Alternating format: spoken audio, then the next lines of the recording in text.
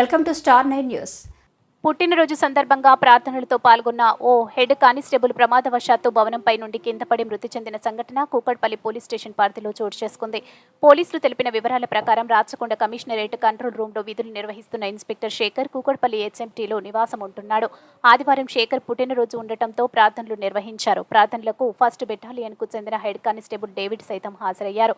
ప్రార్థనల అనంతరం భోజనాలకు వెళ్లే ముందు కాలకృత్యాలు తీర్చుకునేందుకు బాత్రూంలకు వెళ్లి తిరిగి వచ్చే సమయంలో ప్రమాదవశాత్తు 3వ అంతస్తు మెట్లపై నుండి జారి కింద పడి మృతి చెందాడు. మృతుని భార్య ఫిర్యాదు మేరకు పోలీసులు కేసు నమోదు చేసుకుని దర్యాప్తు చేపట్టారు. చాలా ఇష్టం అండి.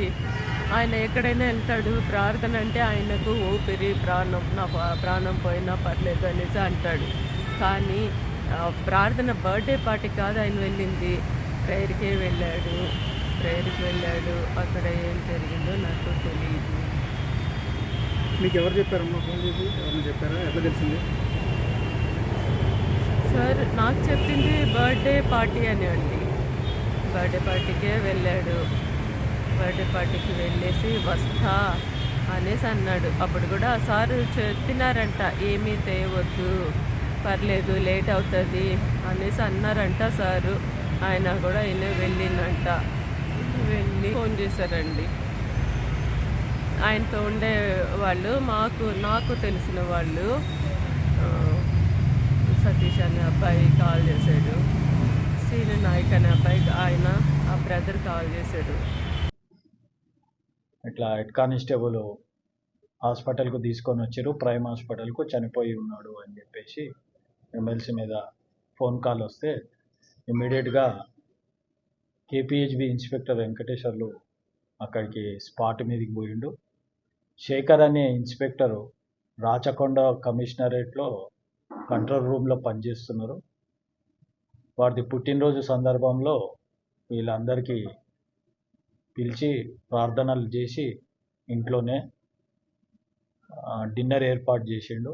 ఆ డిన్నర్కి హెడ్ కానిస్టేబుల్ డేవిడ్, నేను 59 years ఏజ్ ఉంటుంది, 1st బెటాలియన్ పనిచేస్తుండు.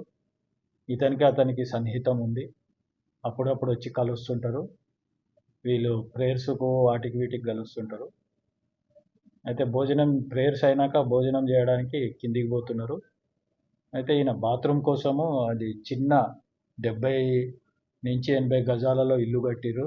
ఆ మెట్లు అనీవెన్గా ఉన్నాయి. ఆ మెట్ల దగ్గర మనకు పహరీ గోడ మోకాల కింది దాకా వస్తుంది.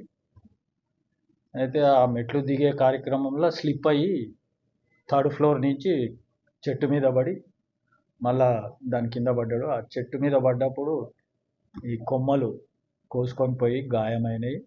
ఇమ్మీడియట్గా శేఖరే అతను కారులో తీసుకొని హాస్పిటల్కి వెళ్ళారు, ప్రైమ్ హాస్పిటల్కి. అక్కడ చనిపోయాడు.